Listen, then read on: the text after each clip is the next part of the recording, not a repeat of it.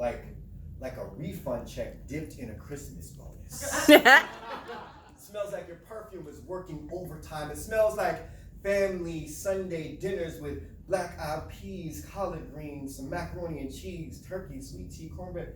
Okay, I'm a little hungry, but all of it is on an oak table your pawpaw built with his bare hands, and none of it smells like candle because it smells like the light bill has been paid.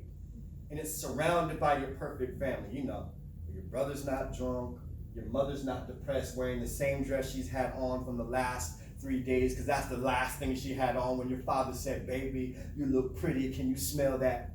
Might smell a lot like love rotting inside a broken heart. Like a refrigerator that won't close fully because the seal has been damaged, and everything you put inside to feed your soul is starting to slowly spoil. I think that's why men wear cologne sometimes, to cover up their dying insecurities, and I tend to smell like that, you know.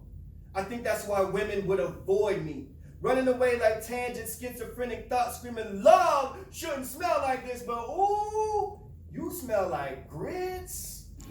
Hot, smothered, and buttered on a Sunday morning when your grandmother sits you down at 10 years old. You smell safe, like you can never hurt me, even if you wanted to. You smell like an old museum.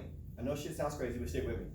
And I'm not talking about hanging upside down from Sistine Chapel till all the blood starts rushing to your head. No, I'm talking about a real work of art, a true labor of love. The same reason God took seventh day off, because his hands and conscience kept cramping from perfecting that flaw in your smile. You smell like God has been here, left in a hurry, and the scent of his existence is still dancing in the room. You smell like 1986 frankincense burning, and my father and I cleaned the entire house to the background of Frankie Beverly and Maze. You smell like really good music and even better memories. You smell like low-cut Chucks and football socks, and me running across the recess parking lot. You smell like my 15 minutes of freedom, like something I need to believe in. You smell like old church pews, my Uncle June singing the blues, like family reunion barbecues. You smell like the southern sun melting little girls' hair grease away. You smell like them old ladies in church when they got them little peppermints off in their purse. You smell as beautiful as every person in this theater tonight who came out here just to hear a story be told. Perhaps there might have been some beer involved, like my man Eddie and I sat down for his podcast and we had 4 beers, and he asked me some really important questions about music, about food, and of course about my craft. But the thing that I think I remember the most is how that all made me laugh and think about my earliest beer memory. It was a Budweiser.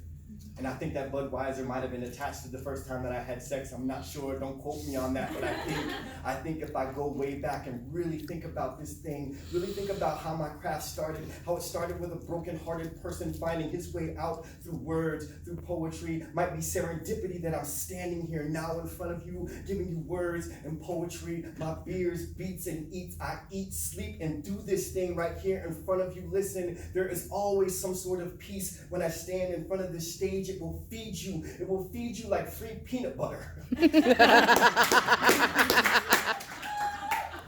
And will always help you grow. And unless you're allergic to peanut butter, then we'll find something else to feed you with. It might come in the form of Quick. It might come in the form of Bird. It might come in the form of Carlos Robson. It might come in the form of a man named Rage who stood on this stage and gave you his heart for 36 minutes. You don't know what you need until it's being fed to you. You all smell so beautiful. You all smell like you're rising from something, surviving something. And I tell you right now, keep surviving, keep trying, keep thriving, keep reaching for the sky. And I know if he was here, Asia Sampson would tell you that to keep fighting, be the best person you can be. Imagine Jolin sitting next to him, strumming his guitar, and it would sound so beautiful because that's what my man does. So I tell him I miss him. I tell him I love him. Like I challenge each and every one of you to tell someone that you miss them, because like Quick said, you may not ever see us again.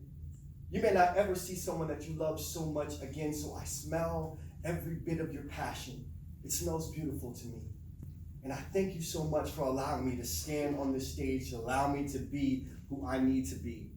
My name's Bluz. And sometimes I get confused on who I am between Boris and Blues. And those two people often get out of balance, but when they do, when they connect, it sounds like music. It sounds like a hand clap. It sounds like a mass choir rising from the fire. Listen, I try so hard to just be me. Father, poet, husband, and all of those things are difficult unless you learn balance, unless you learn a song. And sometimes that song sounds like, making your way in the world today takes everything you got. Taking a break from all your worries sure would help a lot. Wouldn't you like to get away? 'Cause sometimes you wanna go where everybody knows your name. Bum, bum, bum, bum. And they're always glad you came. Dun, dun, dun. You wanna be where people see troubles are all the same. You wanna go where everybody knows your name. This is the important part. You wanna go where people know people are all the same. You wanna go where everybody knows your name. My name's Bluz. Thank you so much.